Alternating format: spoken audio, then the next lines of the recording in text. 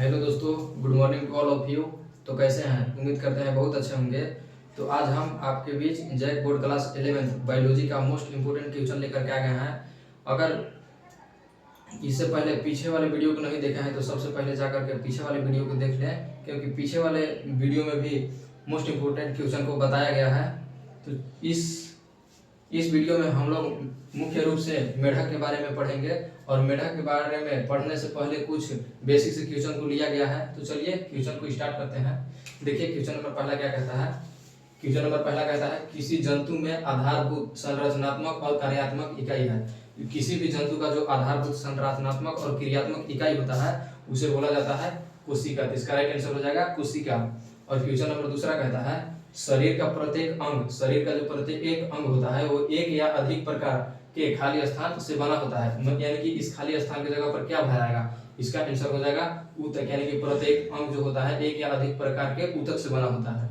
Question number तीसरा कहता है कौन सा अंग तंत्र भोजन को तोड़ने और अवशोषण के लिए जिम्मेदार है। यानी कि कौन सा अंग तंत्र है जो भोजन को तोड़ता है, तोड़ने का कार्य और अवशोषण के लिए जिम्मेदार माना जाता है। तो इसका आंसर हो जाएगा पाचन तंत्र। पाचन तंत्र जो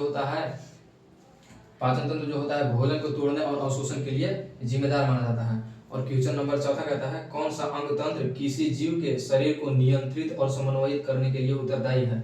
इसका आंसर हो जाएगा तंत्रिका तंत्र। तंत्रिका तंत्र जो है किसी भी जीव के शरीर को नियंत्रित और समन्वयित करने के लिए जिम्मेदार है। और क्वेश्चन नंबर पांचवा कहता है हृदय, रक्त वाहिकाएं और रक्त किस अंग प्रणाली का निर्माण करता है। इसका आंसर हो जाएगा परिसंचरण तंत्र। और परिसंचरण तंत्र मुख्यतः दो रूप से होते हैं। पहला होता है बंद परिसंचरण तंत्र और दूसरा होता है खुला परिसंचरण तंत्र। और क्वेश्चन नंबर छठा कहता है वे जीव जिनके शरीर का तापमान पर्यावरण के तापमान के साथ बदलता रहता है खाली स्थान कहलाता है। यानी कि इस खाली स्थान की जगह पर क्या भराएगा? तो इसका आंसर हो जाएगा अनियत तापी। यानी कि अनियत तापी जो है शरीर का तापमान पर्यावरण के तापमान के साथ बदलता रहता है उसे बोला जाता है अनियत तापी। और क्वेश्चन नंबर 7वां कहता है मेढक की त्वचा किसकी उपस्थिति के कारण चिकनी और फिसलन भरी होती है। इसका आंसर हो जाती है श्लेष्मा। यानी कि श्लेष्मा के कारण जो होता है मेढक की त्वचा जो होता है चिकना और फिसलन भरी होता है। और क्वेश्चन नंबर 8वां कहता है एक मेढक कहाँ जीवित रह सकता है। मेढक जो होता है वो मीठा जल में भी जीवित रह सकता है और धरती पर भी जीवित रह सकता है। क्वेश्चन नंबर 9 कहता है मेढकों की आहार नाल लंबाई में छोटी क्यों होती है। इसका आंसर हो जाता है मांसाहारी होने के कारण। मांसाहारी होने के कारण इनके आहार नाल का लंबाई जो होता है छोटा होता है, क्योंकि एक शाकाहारी जंतु जो भोजन करते हैं उसे मतलब उस भोजन को पचाने के लिए बहुत अधिक ऊर्जा की आवश्यकता होती है और बहुत ही जटिल प्रक्रिया होती है।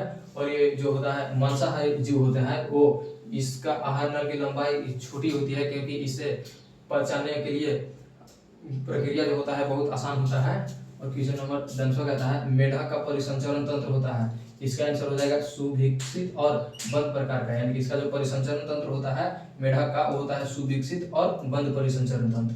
क्वेश्चन नंबर 11 कहता है मेढक में उत्सर्जित उत्पाद है। इसका आंसर हो जाएगा यूरिया। यानी कि यूरिया जो है मेढक में उत्सर्जित उत्पाद है।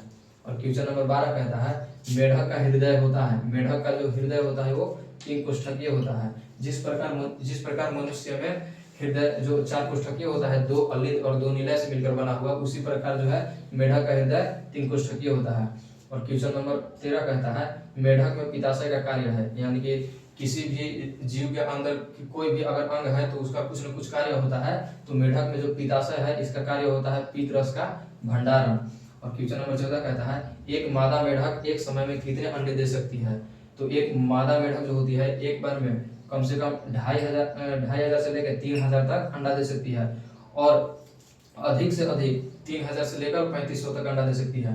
और क्वेश्चन नंबर 15 कहता है मेढकों में बाह्य निषेचन संपन्न होता है। मेढक का जो बाह्य निषेचन होता है वो होता है जल में।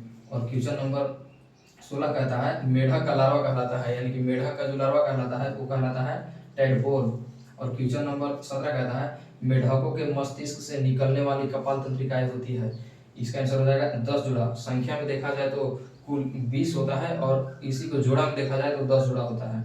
और क्वेश्चन नंबर 18 कहता है मेढकों में श्वसन हो सकता है। मेढक में जो श्वसन होता है वो होता है त्वचीय और फुफ्फुसीय दोनों प्रकार से हो सकता है। अगर ये पृथ्वी के ऊपर यानी कि जमीन में पाया जाता है तो वो फुफ्फुस के माध्यम से अपना श्वसन कर सकता है। और यही मेढक अगर जल के अंदर है तो वो नम त्वचा से ये क्या बोला जाता है कि श्वसन कर सकती है। तो चलिए मिलते हैं इसी क्वेश्चन के साथ नेक्स्ट वीडियो में, तब तक के लिए थैंक यू।